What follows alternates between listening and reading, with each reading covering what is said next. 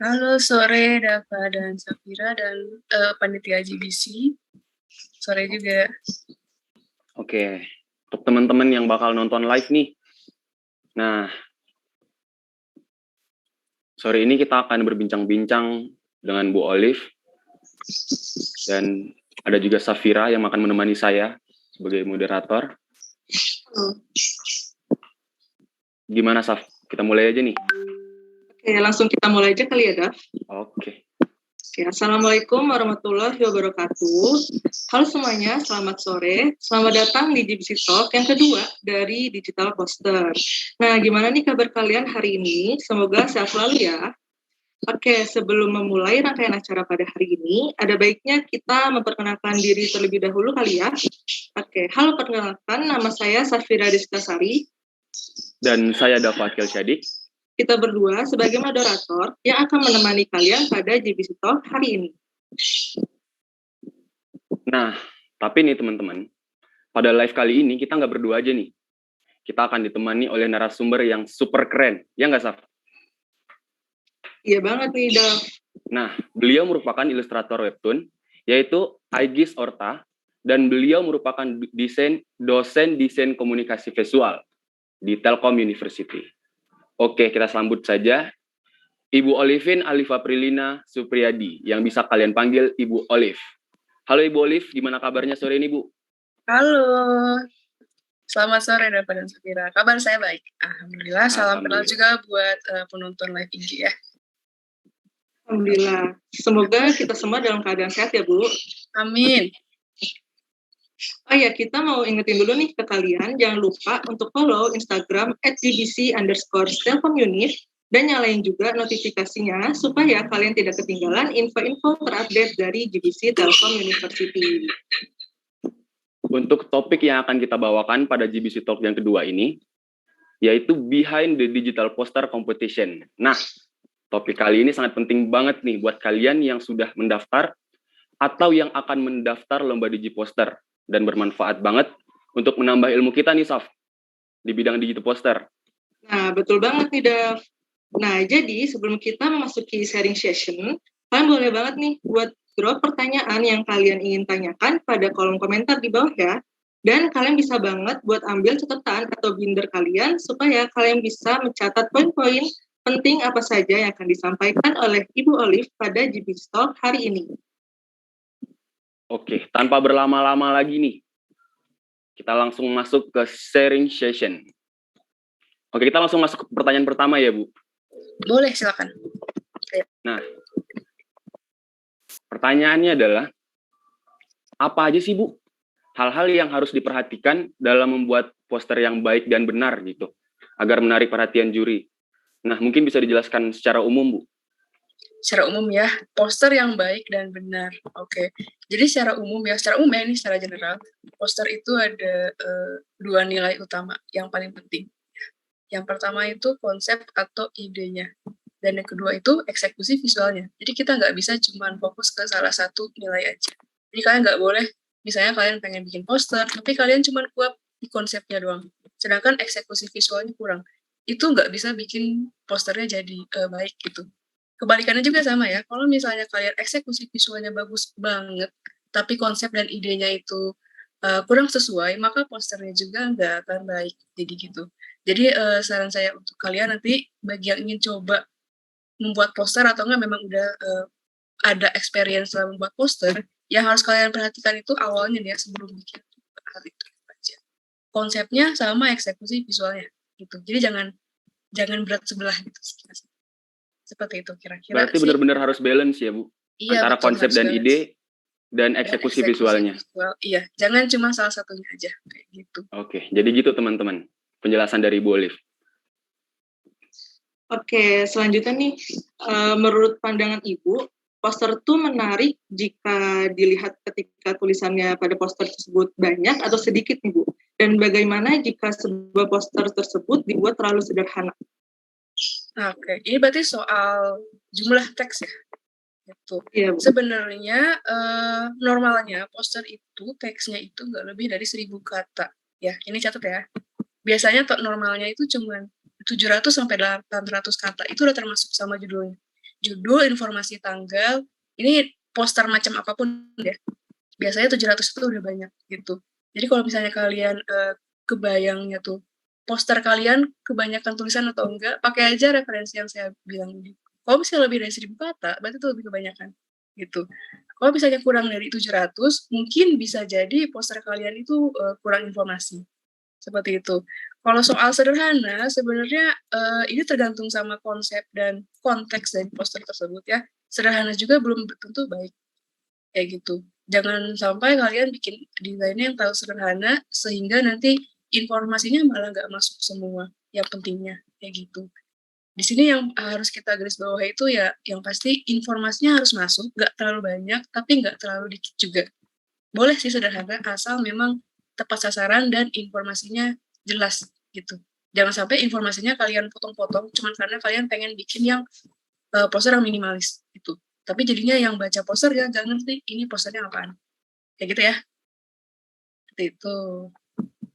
Kayak minimal 700 atau 800 kata ya, Bu? Ya, 700 sampai 1000 lah normalnya ya. Oke, udah jelas ya teman-teman. Oke, selanjutnya kita lanjut ke pertanyaan bagaimana cara membuat poster, Bu, yang dibuat jadi lebih informatif tanpa menyinggung ke pihak lain gitu, Bu. Informatif tanpa menyinggung pihak lain. Ini kayaknya dua pertanyaan yang berbeda ya. Yang pertama itu bagaimana supaya posternya informatif, dan yang kedua gimana supaya infonya nggak menyinggung. Itu dua pertanyaan yang berbeda ya. Oke, saya jawab satu-satu ya. Yang pertama, gimana supaya informatif? Berarti kan kita sebagai desainernya nih ya, kitanya harus pintar dalam mengkombinasikan si data poster dengan skill kita dalam mendesain. Misalnya gini ya, kalian mau bikin poster soal kampanye membuang sampah pada tempatnya, misalnya ya, temanya seperti itu. Lalu kalian punya data, ternyata di Indonesia sampahnya itu yang tidak yang berceceran di jalan itu nyampe berapa ton misalnya gitu ya. Nah, daripada kalian sebutkan informasi tersebut jadi teks, itu lebih menarik kalau misalnya kalian jadikan visual gitu. Jadi infografis gitu loh. Seperti itu. Mungkin kalau misalnya ada bantuan visual itu bisa bikin poster kalian jauh lebih informatif daripada kalau kalian cuman menyebutkan fakta-fakta atau data kalian pakai teks kayak gitu. Tapi jangan terlalu banyak visualnya juga ya tanpa teks. Nanti pembacanya malah disuruh untuk mengerti sendiri, menjelaskan, mentranslate si aset visual itu sendiri tanpa kita kasih bantuan teks. Jadi sama sih kayak poin pertanyaan pertama yang tadi, antara teks dan visual juga harus seimbang kalau dalam membuat poster kayak gitu. Terus kalau untuk pertanyaan yang selanjutnya tadi, gimana supaya nggak nyinggung pihak lain gitu ya? Ya itu gimana kepintaran kalian masing-masing dalam mengolah data sih ya. Maksudnya di sini menyinggung itu gimana ya? Bisa diperjelas nggak? Contohnya gitu. Mungkin biar tidak ada pihak lain yang dirugikan gitu, Bu. Nah, contohnya gimana? Apa misalnya kita datanya menyinggung rasisme atau gimana? Ya, semacam itu, Bu. Oke, bisa jadi ya. Misalnya nih ya, kita pengen membuat poster, terus salah satu aset visualnya itu mungkin ada yang simbolnya itu mungkin ofensif atau gimana gitu ya. Nah, itu memang balik lagi ke kita sebagai desainernya, kitanya emang harus awas dan tahu soal informasi, data, atau apa aja yang kira-kira bisa jadi ofensif ke target audience gitu. Seperti itu ya.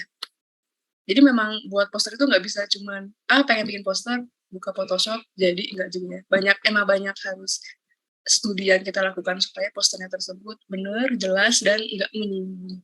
Baik dari visual maupun dari informasi yang ada dalam poster tersebut. Seperti itu. Oke. Oke, teman-teman, ini baru sebentar loh, tapi jawabannya udah keren banget dari jawaban dari Bu Olive. Mungkin, oke, dilanjut jawabannya, pertanyaannya, Safira. Oke, selanjutnya nih Bu, menurut Ibu, seberapa penting keselarasan warna dalam sebuah poster nih Bu? Soalnya kan poster tuh nggak berbanding jauh gitu loh Bu dari warna. Oke. Sebenarnya kalau misalnya ngomongin warna ini, kita bisa ngabisin satu kelas dalam 1 minggu, karena ini banyak banget yang harus dibahas soal warna ini ya. Ini tuh kalau misalnya di DKV, ini kalau teman-teman di sini anak TEL kan ya? Bukan dari FIK ya? Dari berbagai fakultas ya? Bukan dari Vika, Bu. Ya, kalau Dava dari mana sama Safira? Dari FIF, Bu. FIF ya, Safira juga ya? Akuntansi, Bu. Akuntansi, oke, ya udah. Ini sekalian juga supaya yang di luar DKV barangkali tertarik untuk mempelajari matkul yang ada di DKV ya. Soalnya warna ini salah satu poin matkul yang kita ajarin di DKV. Nah, jadi gini ya, tadi kan pertanyaannya itu soal keselarasan warna ya. Jawaban pendeknya sih itu sangat penting banget. Karena warna itu pertama dia bisa jadi poin utama yang dilihat audiens kalian ketika mereka lihat poster kalian gitu. Bisa jadi loh, kalian posternya udah keren banget infonya, desainnya bagus banget, tapi karena warnanya kurang menarik, orang jadi nggak mau lihat. Itu bisa jadi. Tapi bisa jadi juga kebalikannya. Misalnya desain kalian ternyata berantakan, datanya nggak nyambung, tapi warnanya eye candy banget, itu bisa bikin mereka tertarik untuk lihat posternya. Nah, jadi emang warna itu sepenting itu dalam unsur desain. Untuk teknisnya ya, biasanya dalam satu poster itu kita nggak pakai lebih dari 3 warna gitu. 3 warna itu udah banyak. Biasanya kita cuma mengambil kombinasi 2 warna, tambah 1 lah gitu. Jadi memang harus hati-hati juga ya dalam memilih warna. Kalau misalnya kalian bingung mau ngambil warna apa dan sense-nya itu kalian nggak percaya gitu sama sense ngambil warna kalian tuh banyak bisa ngambil di ini color picker di internet. Itu biasanya mereka bantu kalian dalam mengambil warna komplementer. Misalnya nih kalian ngambil warna merah, kira-kira yang cocok dikombinasiin sama warna merah itu warna apa? Itu jangan ditebak-tebak gitu ya. Itu ada ada teorinya masing-masing gitu. Dan kalau misalnya kalian nggak tahu, kalian bisa pakai internet.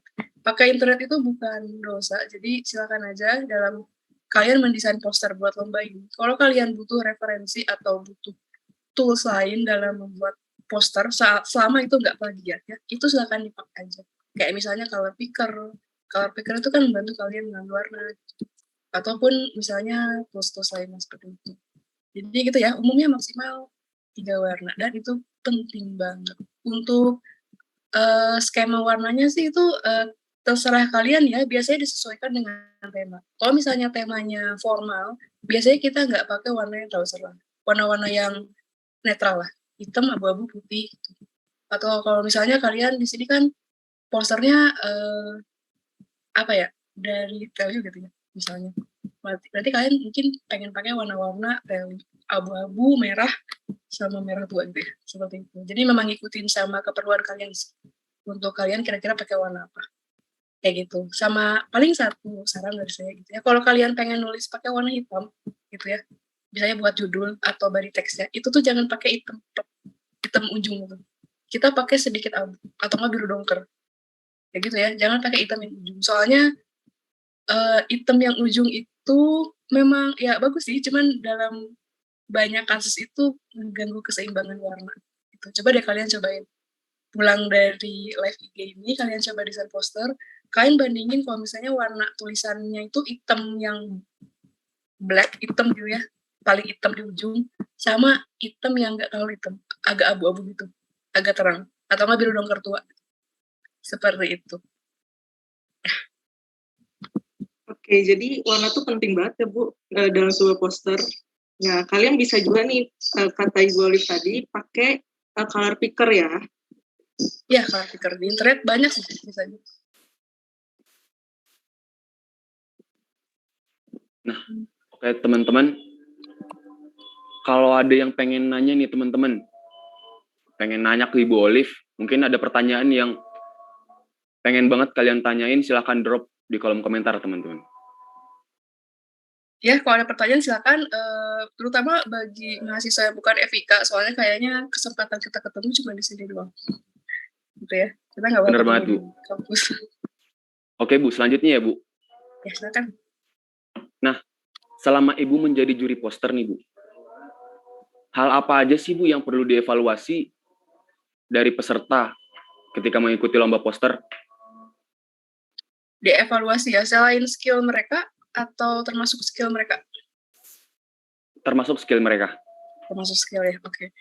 Yang dievaluasi di lomba poster yang pasti ya posternya gitu ya. Biasanya yang saya lihat pertama kali itu keselarasan tema sama hasil akhir dari poster masing-masing gitu. Kan biasanya kalau lomba poster itu temanya satu gitu ya. Dan dari satu tema itu kalian dibebaskan gimana cara kalian translate tema tersebut jadi desain masing-masing. Nah, itu biasanya jadi poin utama yang akan saya evaluasi atau nilai duluan. Gimana skill kalian dalam mentranslate si tema menjadi ide dan eksekusi visual di akhir. Kayak gitu. Soalnya nggak semua orang bisa mentranslate dengan baik dari tema menjadi hasil akhir. Ada yang misalnya temanya apa gitu ya, padahal dia hasil akhirnya bagus, cuma nggak sesuai sama tema karena dia nggak bisa menerjemahkan tema yang dikasih. Kayak gitu. Beda lagi kalau misalnya posternya poster free yang bukan lomba ya. Kalau itu sih ya bebas aja. Tapi kan di sini kita ngomongnya dalam konteks lomba poster GBC kayak pasti ada temanya sendiri kan. Jadi ya untuk kalian yang nanti akan ikut lomba poster, itu silakan sebelum kalian mulai bikin posternya itu tolong kalian pikirin dulu konsepnya mateng-mateng. Kalian baca temanya, pahami temanya maksudnya apa, terus kalian translate si tema tersebut jadi ide-ide visual kayak gitu. Jadi jangan langsung oh temanya ini langsung bikin. Jangan gitu. Mungkin bisa sih langsung kayak gitu kalau kalian memang proses berpikirnya cepet gitu ya. Tapi ya kalau misalnya ternyata kalian nge-skip proses berpikir desain bagian translate tema ke ide ya, itu jangan. Itu bikin desain kalian jadinya apa ya, bahasa Sundanya sih kopong. Kopong itu kosong. Jadi nggak ada apa-apanya. Bagus sih, cuma nggak ada makna atau artinya tuh nggak kerasa kayak gitu. Misalnya nih ya, kalian bikin poster, terus kalian pakai warna backgroundnya biru. Ya, kalian tuh harus bisa jawab kenapa warna biru yang kalian pakai. Nggak boleh jawabannya itu karena estetik, itu nggak boleh. Harus ada harus ada jawabannya. Misalnya, karena warna biru itu melambangkan bla bla bla bla bla yang sesuai sama tema yang diajukan sama lomba ini, kayak gitu. Kayak gitu ya. Jadi kita nggak cuma lihat estetiknya aja di desain, tapi makna desainnya juga tolong diperhatikan. Kayak gitu. Mungkin itu sih yang bakal saya evaluasi. Ya. Oke, berarti pesertanya harus memahami benar-benar ya Bu, tema Sama yang telah diberikan. Iya, betul. Karena teman-teman bakal percuma nih, posternya bagus tapi tidak sesuai dengan tema yang diberikan, jadi bakal sia-sia. Iya, benar. Kalaupun jadi kan saya sekalian bagi pengalaman kali ya. Kalau misalnya saya di lomba lainnya yang poster, biasanya yang saya ikutin itu poster yang kalau di sini posternya ada batasan ini nggak, misalnya harus digambar atau gimana gitu? Ada Bu. Ada batasan nggak? Misalnya harus digambar atau harus pakai vektor atau bebas? Kayaknya kalau untuk itu dibebasin Bu, selama Dibebasin aja ya? sesuai dengan tema. Oke, saya ikut cerita sebentar ya. Jadi saya pernah ikut suatu penjurian untuk lomba bikin poster yang posternya itu harus ada gambar tangan dari si pembuatnya gitu. Jadi nggak cuma masukin aset desain, misalnya ada tipografi, judul, terus ada tulisannya, enggak. Tapi harus ada gambar gitu. Gambarnya boleh apa aja, boleh gambar realis atau misalnya gambar vektor, itu silakan aja. Nah, saya pernah menjurikan lomba yang seperti itu. Jadi kan waktu itu tuh kalau nggak salah temanya itu soal mental health, seperti itu. Nah, sebenarnya hasilnya tuh banyak yang bagus-bagus, yang keren-keren. Mereka tuh banyak yang gambarnya bagus banget. Tapi ketika saya baca deskripsi karya mereka, bagaimana cara mereka baca si tema, terus mereka mengartikan tema tersebut jadi karya mereka, itu ternyata banyak yang bisa dibilang agak kurang sesuai. Kayak gitu. Padahal temanya minta apa, tapi mereka nangkepnya gimana. Jadinya sayang gitu, karena hasilnya udah bagus banget. Tapi cara mereka translate itu salah. Makanya kalau misalnya kalian masih ada miskonsepsi soal lomba poster itu, yang dinilai cuma poster akhirnya itu enggak ya. Sebenarnya enggak. Yang kita nilai itu 3 tahap. Cara pikir kalian, gimana kalian nuangin ide, sama gimana eksekusi visualnya. Kayak gitu. Ya, jadi jangan cuma fokus di akhir doang, di eksekusi visualnya. Di depan juga bagian mikirnya juga harus fokus dan serius. Seperti itu jawaban saya. Nah, gitu teman-teman. Nah, ini langsung dari juri digital poster loh. Silahkan dipahami teman-teman.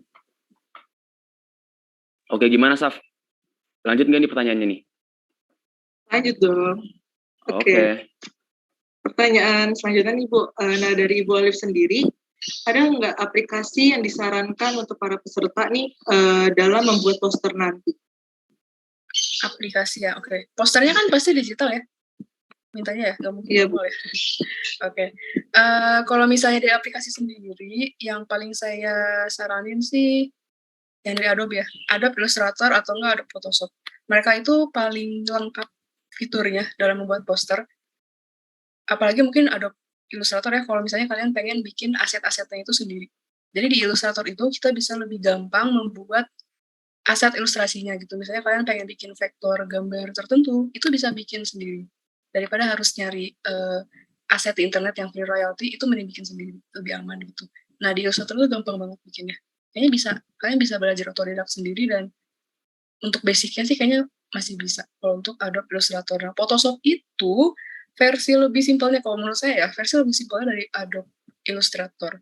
Soalnya dia bisa dipakai bikin poster, tapi kalau misalnya buat hal apa ya, membuat vektor ilustrasi kayak gitu dia kurang bisa gitu. Kan namanya juga Photoshop ya. Photoshop itu originalnya itu buat edit foto sih. Cuman sekarang karena dia fitur banyak banget, makanya kita pakai buat keperluan-keperluan yang lain seperti itu. Terus ada juga Adobe InDesign. InDesign itu lebih buat desain majalah sih. Majalah, buku atau enggak desain-desain yang layoutnya itu banyak kayak gitu. Kayak buku, majalah, koran itu biasanya pakai InDesign. Pakai InDesign untuk membuat poster juga bisa. Kalau misalnya kalian lebih memang apa ya sukanya sama InDesign. Tapi kalau dari saya pribadi, preferensi pribadi, saya sukanya lebih suka pakai Illustrator atau nggak Photoshop. Dan yang pasti, tolong jangan pakai Canva. Ya, Canva itu bagus ya. Kalian tuh bisa dituntun untuk membuat desain yang bagus. Tapi Canva itu apa ya, auto design. Jadi kalian nggak mendesain sendiri. Karena itu mereka yang bantu kalian mendesain. Jadi jangan pakai Canva ya. Kalau pakai Canva itu kalian nggak bikin sendiri berarti kalian dibikinin Canva. Kayak gitu.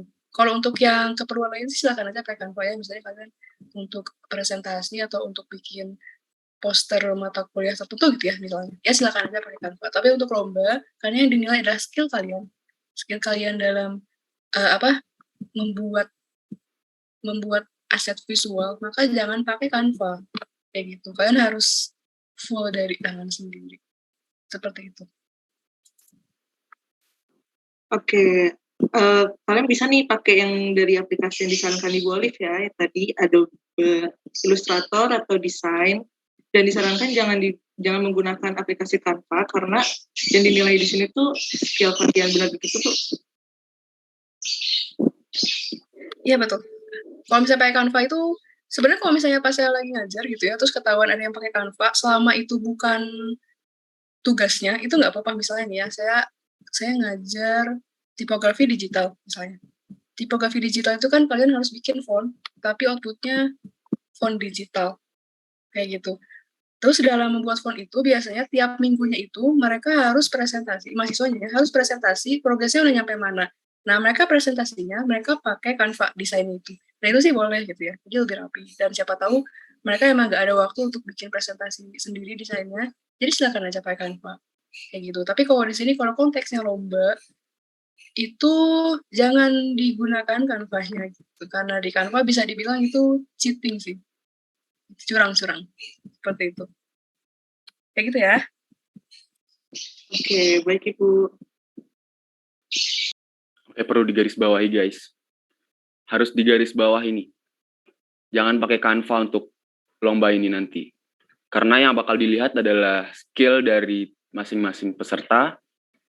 Untuk aplikasi yang digunakan sama dari Ibu Alif tadi, Adobe Illustrator atau Adobe Photoshop. Nah, oke Bu. Selanjutnya Bu, untuk lomba digital poster ini poin-poin penting apa lagi sih Bu yang termasuk ke dalam penilaian nanti? Poin-poin penting dalam penilaian ya. Oke. Iya. Ini bisa kalian sekalian catat juga soalnya ini poin penting dalam membuat poster secara umum ya. Jadi nggak cuma buat lomba ini doang. Jadi yang pertama ya, gimana kalian mengolah teks. Bukan data ya, teks. Ini udah jadi teks gitu. Kalau data kan masih mentah tuh ya. Datanya udah masih mentah, kalian olah. Nah, cara kalian masukin si data tersebut jadi teks itu yang pertama dinilai. Kayak gitu. Misalnya nih ya, ukuran teks kalian berapa? Apakah terlalu kecil, apakah terlalu gede, itu dinilai. Kalau misalnya terlalu kecil, berarti kan susah bacanya ya. Itu bakal mengurangi penilaian. Tapi kalau terlalu besar juga itu nggak baik. Itu bikin elemen-elemen desainnya jadi kurang rapi. Itu akan mempengaruhi penilaian juga. Itu yang pertama ya, pengolahan teks. Yang kedua, judul. Nah, di setiap poster itu pasti ada judul. Yang bikin kita pengen lihat posternya itu pasti judulnya dulu. Kalau misalnya kita lihat poster, terus mata kita langsung roket ya, lihat posternya, yang kita lihat itu pasti judulnya dulu, gak mungkin hal yang lain. Kayak gitu. Kenapa judul? Karena biasanya judul itu dibikin paling besar. Ya kan? Paling besar, paling mencolok, paling menonjol. Dan makanya informasi yang paling penting itu harus masuk di judul. Jangan sampai yang kalian jadikan judul itu malah informasi nggak pentingnya. Makanya nanti judulnya bakal dijadikan poin penilaian juga. Yang ketiga itu white space. Untuk saya mau nanya buat ini deh kakak-kakak moderator ya. Pernah dengar nggak soal white space? White space itu ruang putih kalau bahasa Indonesianya. Saya belum, Bu. Belum ya? Kalau Safira pernah? Dari aku juga belum. Belum ya? Oke. Namanya white space, tapi ini nggak literally putih ya. Kalau misalnya kalian lihat poster, coba deh kalian coba lihat salah satu poster, kan googling salah satu poster aja yang kira-kira desainnya bagus. Itu pasti ada bagian yang kosong nggak ya? Yang nggak ada elemen apa-apanya. Misalnya judulnya di paling atas, terus ada kontennya di bawah, terus di bawahnya lagi ada kontak-kontak dan sponsor gitu ya. Nah biasanya kan kanan kirinya itu kosong, nggak ada elemen apa-apa. Mungkin ada satu gambar atau dua gambar, tapi nggak ada teks, nggak ada elemen lain. Nah itu kita sebut sebagai white space atau nggak ruang putih atau ruang bernapas. Itu tuh penting banget dalam desain supaya elemen kita nggak kebanyakan. Jadi kita butuh ruang putih itu buat apa ya, kasarnya sih buat napas, mata kita buat nggak capek dalam melihat si poster tersebut. Itu nanti bakal dinilai, makanya kalian harus hati-hati dalam masukin data dan elemen visual. Jangan terlalu dempet, jangan terlalu apa ya, mepet-mepet gitu ya. Terus jangan terlalu banyak juga, harus ada ruang-ruang kosong yang bikin itu seimbang. Kayak gitu. Nanti itu kayaknya harus dicoba sendiri sih, soalnya kalau misalnya lewat lisan itu susah dijelaskan soal white space. Seperti itu. Terus yang selanjutnya yang keempat ya, yang keempat itu grafis atau aset visualnya. Nah ini akan dinilai juga. Kalau di lomba ini diperbolehkan nggak pakai grafis free royalty dari internet? Apa harus bikin sendiri? Untuk lomba ini dibolehin, Bu. Dibolehkan ya, oke. Nah Dibolehkan. itu teman-teman bisa dicatat ya. Jadi untuk lomba ini kalian boleh pakai grafis yang ada di internet asal free royalty. Ya, jadi jangan langsung ngambil nyomot di Google ya. Kalian cek dulu gambarnya free royalty atau enggak. Itu soalnya ini akan digunakan untuk kompetisi. Biasanya sih yang free royalty kalian bisa nyari di Adobe Stock atau enggak di aplikasi website kayak Vector Easy dan kawan-kawannya. Nah itu tuh ada beberapa aset visual yang free royalty. Berarti itu bisa kalian pakai asal kalian mengkredit yang bikinnya kayak gitu. Jadi jangan sampai kalian pakai gambar atau aset orang lain yang harusnya nggak boleh dipakai, tapi kalian masukin ke poster kalian, itu nggak boleh ya. Jadinya itu nanti penyalahgunaan copyright hak cipta itu ya, nggak boleh. Itu untuk grafis atau aset visual. Ini kalian juga akan dinilai gimana kalian menggabungkan antara teks sama gambar itu.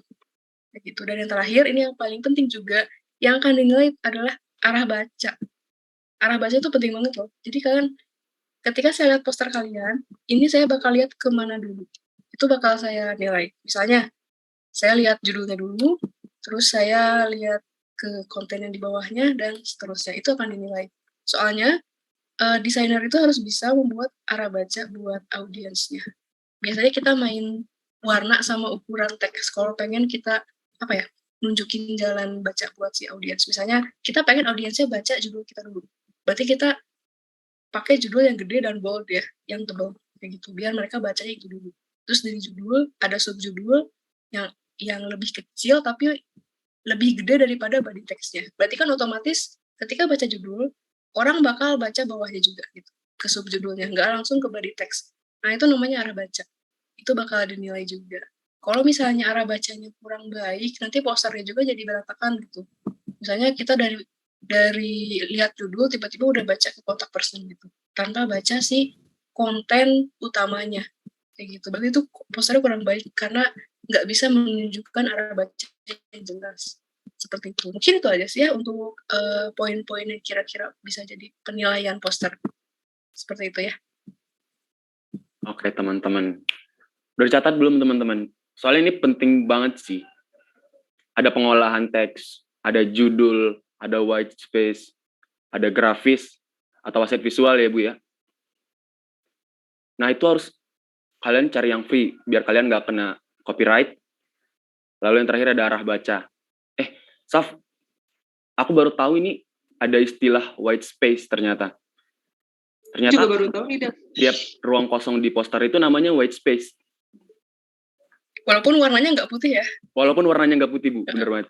Itu cuman figur aja gitu namanya white space gitu. Tapi nggak literally harus putih itu warnanya. Yang penting cuman space kosongnya, isinya nggak ada desain apa-apanya.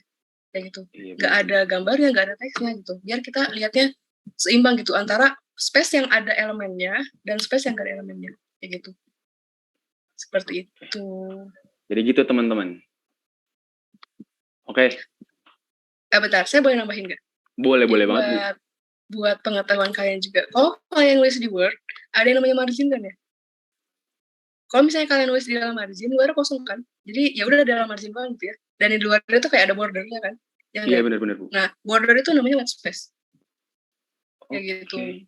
Itu tuh bagian yang nggak ada isinya. Tapi bikin mata kita nggak capek. Soalnya bayangin deh, kalian kalau nulis di Word, itu nggak ada bordernya. Berarti kan kalau kalian print, itu langsung di atas, di ujung kertas, itu langsung mulai tulisan kalian, itu nggak bakal enak dilihat. Iya, benar-benar. Benar banget, gitu Bu. ya. Nah, gitu aja yang mau saya tambahin. Silakan lanjut pertanyaannya. Berarti yang berlebihan juga nggak banget gitu ya, Bu? Kalau kebanyakan white space itu jelek juga sih. Jangan. Nantinya malah kita bingung gitu. Ini kontennya mana gitu, kok kosong gitu. Oke. Selanjutnya nih Bu, bagaimana mencari referensi buat para peserta nih dalam membuat poster nanti? Referensi ya. Kalau misalnya generasi kalian kayaknya lebih familiar sama Pinterest ya. Di Pinterest sendiri juga itu banyak referensi yang bagus. Cuman kalau dari saya pribadi, kalau kalian pengen langsung lihat dari desainernya gitu ya, coba kalian buka Behance. Behance itu nulisnya Behance, Behance gitu. Itu biasanya website sosmed gitu ya, sosmednya buat desainer gitu. Mereka nge-upload desain mereka di sana dan poster pasti banyak banget gitu yang upload poster di sana. Kalian bisa jadikan itu referensi atau ide kalian dalam mendesain, tapi bukan berarti harus dijiplak juga ya. Kalau misalnya di DKV itu ada istilah ATM, amati, tiru, modifikasi. Jadi sebenarnya kalian boleh meniru dari referensi asal ujungnya dimodifikasi sama pengertian kalian sendiri. Gitu. Jangan sampai proses desain kalian berhenti di tiru. Kayak gitu tuh nggak boleh ya. Seperti itu. Kalau misalnya dari saya paling yang Behance itu sih yang bagus buat cari referensi selain di Pinterest ya. Pinterest juga udah cukup baik, cuman kalau dari saya pribadi Pinterest itu agak kurang terorganisir gitu ya karena memang itu kan lebih kayak engine buat cari gambar ya daripada buat cari referensi desain. Kalau pengen yang lebih terorganisir, kalian ceknya di Behance aja. Itu banyak banget dan kualitasnya udah nggak diragukan lagi. Pasti keren banget. Seperti itu.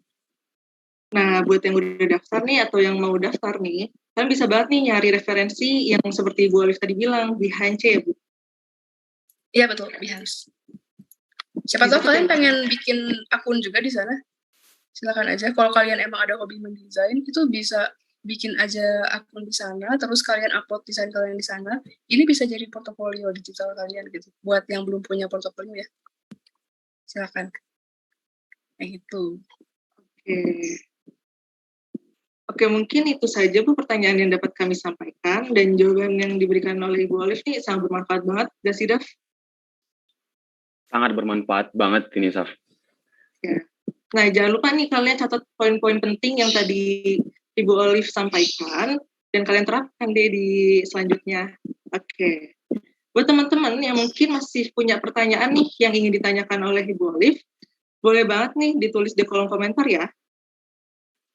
Oh iya, sambil nunggu teman-teman nanya nih, kita mau ingetin lagi ke kalian, jangan lupa untuk follow Instagram @gbc_telkomuniv dan nyalain juga notifikasinya. Oke. Sudah ada pertanyaan nih, Bu. Ya, silakan. dari penonton live. Dari @faizanza_. Bu, maaf Bu, saya ingin bertanya. Maaf kalau semisal tadi sudah dijelaskan, tapi saya ingin bertanya. Komposisi yang paling penting buat poster itu apa ya Bu? Dan komposisi letak elemen yang baik itu gimana ya Bu? Oke, komposisi berarti layout-nya gitu ya. Layout yang paling penting. Sebenarnya layout-nya sendiri itu penting gitu. Jadi nggak ada layout yang lebih penting daripada layout satunya gitu. Yang dinilai itu gimana kalian bikin layout yang baik kan ya. Gitu. Layout itu kan berarti gimana kemampuan kalian dalam menata elemen-elemen desain dari teks, judul, warna, terus gambar ke dalam satu bagian poster. Gitu kan. Itu komposisi ya. Kalau dibilang yang baik ya biasanya sih satu yang seimbang gitu. Jadi jangan terlalu banyak teks, jangan terlalu banyak aset visualnya juga. Kalau misalnya teksnya anggaplah 30% gitu ya, aset visualnya 70% itu udah cukup sih. Jadi jangan sampai misalnya aset visual 80%, teksnya 20%. Walaupun kalian pasti pernah lihat poster yang isinya gambar doang gitu. Ya kan, biasanya poster kampanye atau poster advertising iklan gitu ya. Misalnya gambar produknya doang, tapi teksnya nggak ada. Ya itu sih beda konteks dan beda konsep ya. Jadi nggak bakal kita bahas di sini. Kita di sini bahas poster yang umum, yang jadiin sebagai media periklanan atau advertising. Kayak gitu. Untuk komposisi satu ya, biasanya kita cari yang seimbang antara teks sama visualnya. Terus yang kedua, komposisi yang arah bacanya jelas. Tadi kan saya sempat bahas juga soal arah baca. Arah baca itu gimana kalian baca poster tersebut? Apakah kalau kita lihat poster tersebut kita langsung lihat judulnya atau kita lihat hal lain? Gitu. Kita harus lihat judulnya dulu kalau poster, itu wajib banget. Kalau misalnya kalian coba gini deh, kalian bikin poster terus kalian liatin ke ibu, ayah atau adik kalian atau kakak gitu ya. Kalian tanya, hal yang pertama kali mereka lihat ketika lihat poster kalian itu apa? Kalau bukan judulnya, berarti kalian gagal. Soalnya harus yang dilihat itu yang pertama itu judulnya dulu. Soalnya judul itu bisa dibilang adalah representasi dari poster kalian. Kayak gitu. Bisa disimpulkan itu dalam satu judul tersebut. Terus pertama yang balance ya, terus yang arah bahasanya jelas, sama mungkin yang nggak terlalu mepet kali ya. Jadi antara elemen itu jangan bikin terlalu mepet ya. Misalnya antara judul sama gambar itu tuh ada space-nya. Tapi jangan terlalu jauh juga. Kayak gitu. Mungkin di sini sih belum kerasa gitu ya sama kalian. Soalnya dari pengalaman saya ngajar mahasiswa yang baru pertama kali megang poster gitu ya, bikin poster. Kesalahan mereka itu di jarak antara elemen kayak gitu. Biasanya mereka masih belum apa ya, belum mengira kalau itu penting. Jadi misalnya antara satu gambar terus ada teksnya itu nempel antara teks dengan gambar itu jangan ya.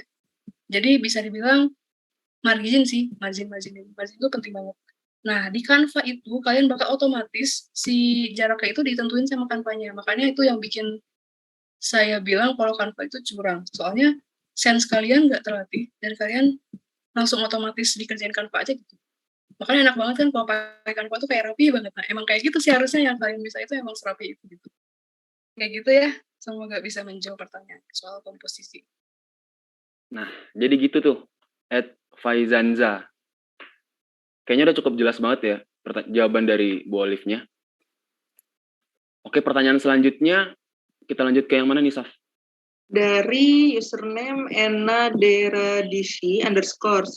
Nah, beliau nanya nih Bu, maksudnya cuma mengambil 2-3 warna itu warna primer atau warna keseluruhannya ya? Oke, warna keseluruhan ya? Biasanya cuman misalnya gitu ya, kalian ngambil warna merah, biru, kuning. Ya udah gitu. Turunannya pun udah termasuk sama warna yang kalian ambil. Makanya itu jangan kebanyakan. Itu tuh udah maksimal banget 3 tuh. Kalaupun kalian pengen lebih dari 3, itu jangan si jatahnya jangan sama. Misalnya nih ya, kalian ngambil warna hijau, kuning, biru gitu ya. Terus itu kan udah maksimal gitu ya. Misalnya kalian pengen nambah warna lain yaitu merah. Nah, si jatahnya jangan sama kayak warna sebelumnya. Misalnya hijaunya 30%, birunya 30%, kuningnya 30%, dan merahnya pengen 30% juga. Jangan. Itu nabrak jadinya. Jadinya warna-warni banget poster kalian. Kayak gitu. Kalaupun mau, si merahnya itu cuma jadi aksen doang. Kalaupun kalian pengen pakai lebih dari 3 warna ya, ini termasuk warna sekundernya, si turunan-turunannya. Kayak gitu. Ini bisa dicobain sendiri sih, soalnya kalau kebanyakan warna itu jadi apa ya, kurang rapi jadinya. Sama juga kayak tipe font ya, biasanya maksimal font yang kalian pakai itu 2 jenis yang berbeda. Jangan kalian pakai berbagai jenis font di dalam satu poster, itu haram banget itu kalau dalam dunia desain. Malah kalau bisa kalian main di satu font aja. Misalnya kalian ada yang tahu font Avenir nggak? Aku enggak Atau contoh font yang kamu tahu apa? Misalnya Calibri, tahu Calibri? tahu. Calibri tahu ya, Arial. Arial deh, Arial. Oke. Kalau misalnya kalian download Arial, kalian kan dapat ini ya variannya ya, ada Arial Black, ya kan, Arial Nero, terus ada Arial Condense. Nah, kalau misalnya kalian bisa, kalian cuma pakai satu tipe aja Arial, tapi yang kalian mainin itu itunya, tebal tipisnya, terus si jenis Arialnya, tapi masih tetap satu Arial kayak gitu. Itu bikin poster kalian lebih apa ya? Kelihatannya lebih menyatu. Misalnya kalian untuk judulnya pakai Arial Black, terus untuk body text-nya pakai Arial biasa. Contohnya, itu kan masih sama-sama Arial ya. Nah, itu bisa bikin poster kalian lebih enak dilihat. Kalau misalnya tipe font itu sama kayak gitu, kecuali kalian memang konsepnya itu pengen menggabungkan beberapa jenis font, ya silakan aja asal kalian bisa gitu. Soalnya kan itu ada teorinya masing-masing ya untuk menggabungkan font yang berbeda. Apalagi yang tipenya beda gitu kan. Kalau font itu ada yang sans ya, kayak Calibri, Arial gitu ya, yang bulat-bulat gitu, sama ada yang serif yang kayak Times New Roman, yang resmi-resmi gitu loh, yang bawahnya ada coraknya. Kayak gitu. Seperti itu ya. Semoga bisa menjawab juga untuk pertanyaan soal warna tadi. Oke. Gimana nih, Dev? Ada lagi nih pertanyaan dari @enadera dishi _ yang tadi ya, Saf? Iya, benar banget nih, Dev. Bu, juri itu lebih prefer sama yang banyak tulisan atau yang sedikit ya, Bu? Oh, ini tadi udah dijawab di poin nomor 2 sih. Kita lihat bukan sedikit atau banyaknya, tapi kita lihat gimana sih komposisi keseluruhannya gitu. Walaupun terlalu sedikit, terus apa sih informasinya nggak masuk, itu tuh bakal jadi pengurangan nilai juga gitu.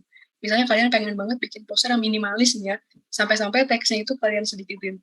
Tapi jadinya informasi, tema, konsep itu nggak masuk. Karena teksnya dikit. Nah, itu bisa jadi nilai negatif juga gitu. Sama juga kalau misalnya teksnya terlalu banyak, itu mah jadinya koran bukan poster ya. Kalau misalnya teksnya banyak banget. Jadi ya seimbang-seimbang aja sih. Kita nggak ada preferensi, kita cuma pengen lihat yang seimbang. Gitu, yang ngolahnya baik dan bagus.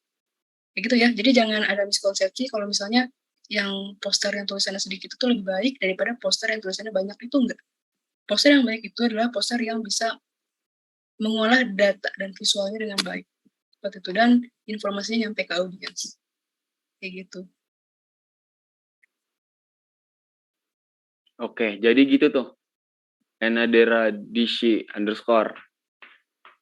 Kalau masih belum paham, boleh ditanyain lagi aja, nggak apa-apa.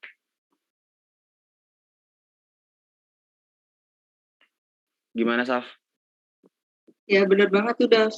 Oh ya, Bu, aku mau tanya, Bu, kalau sebuah poster tuh kalau dibuat di Canva sama di Adobe Illustrator yang seperti Bu bilang tadi tuh kelihatan bedanya di mana ya?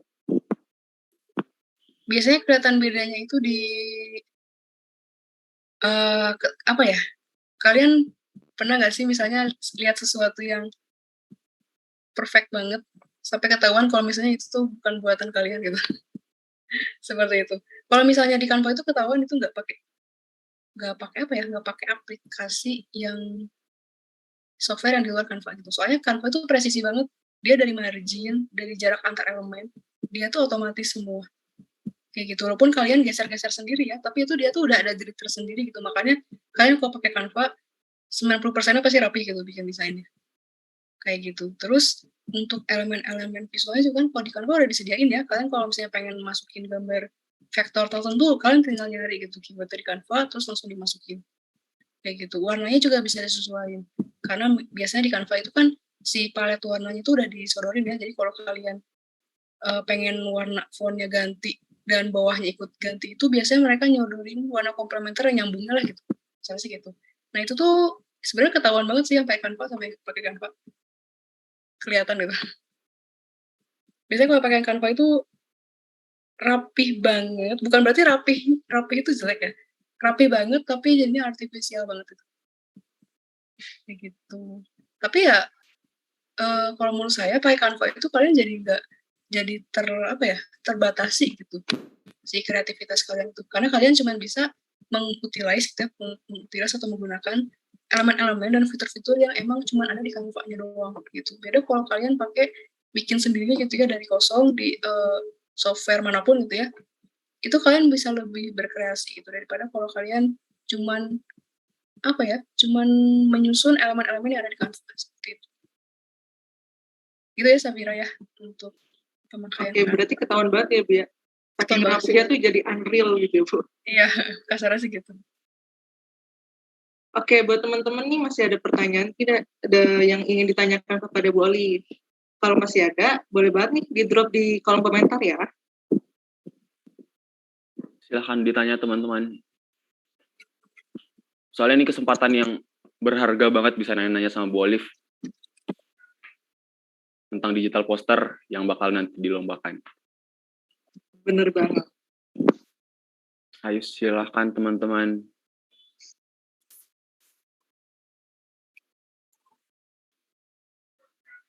Mungkin kita tunggu sebentar ya Bu, pertanyaan-pertanyaan dari teman-teman.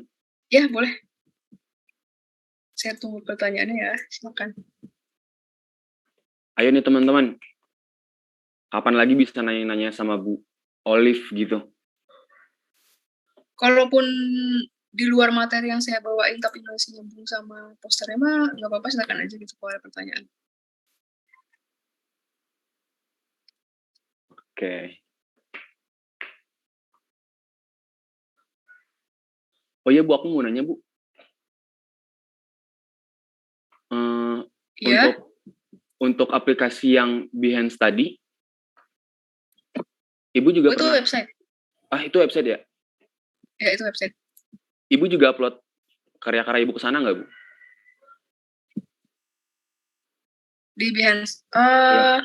Kalau misalnya ngupload sih kayaknya enggak ya, tapi dulu waktu saya masih S1 itu tuh disuruh bikin kan semua mahasiswa kan desain di kafe itu disuruh bikin, cuman kayaknya saya lupa buat ngupload ke sana, jadinya kalau di Behance saya nggak punya portofolio, tapi saya sering nyari di sana gitu. Saya bagus, coba dari kalian buka Behance kalau misalnya ada yang lagi free handphone atau laptopnya. Oke. Kayaknya udah nggak ada pertanyaan lagi Bu dari teman-teman nih. Nggak ada nih, ya udah. Oke, baiklah. Berhubung kita sudah di penghujung acara nih, teman-teman. Dan semua pertanyaan udah dijawab dengan baik oleh Bu Olive. Mungkin Bu Olive boleh menyampaikan closing statement buat teman-teman yang nonton. Oke, closing statement ya. Buat teman-teman yang sekarang nonton live IG-nya, baik yang nanti mau ikut poster ataupun mau dengerin doang ininya ya, kuliah 7 menit ini gitu ya. Kalau dari saya sih, good luck ya, semangat. Semoga aja materi yang saya sampaikan di sini bisa bantu kalian, baik itu dalam membuat poster di lomba ini maupun nanti kalau kalian tertarik untuk melanjutkan passion desain kalian itu. Jadi kalian nggak perlu, kalau misalnya kalian bukan anak di kafe, bukan berarti kalian nggak boleh belajar desain gitu ya. Itu bebas-bebas aja. Desain nggak seserem itu, kita masih belum terlambat buat belajar desain. Jadi ya ayolah, kalau kalian tertarik buat desain, buat belajar desain, ya silakan. Banyak banget referensi dan materi di internet yang bisa kalian pakai. Seperti itu. Oke, terima kasih banyak Bu atas closing statement-nya. Jadi yang mau buat belajar desain, ayo monggo gitu ya Bu. Ya, ayo. Nggak terlambat kok gitu. Oke, kita mau ngucapin terima kasih banyak nih buat Ibu Olive yang sudah bersedia menjadi narasumber GBC Talk kita pada sore hari ini.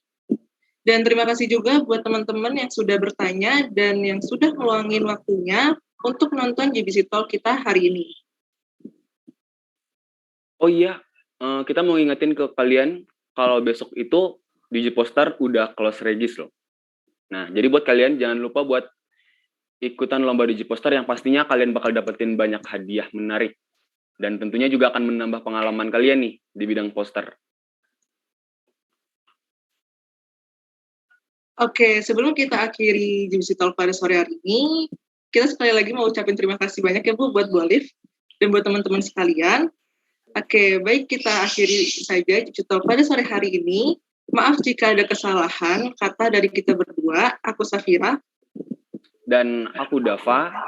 Kami pamit undur diri. Wassalamualaikum warahmatullahi wabarakatuh. Waalaikumsalam.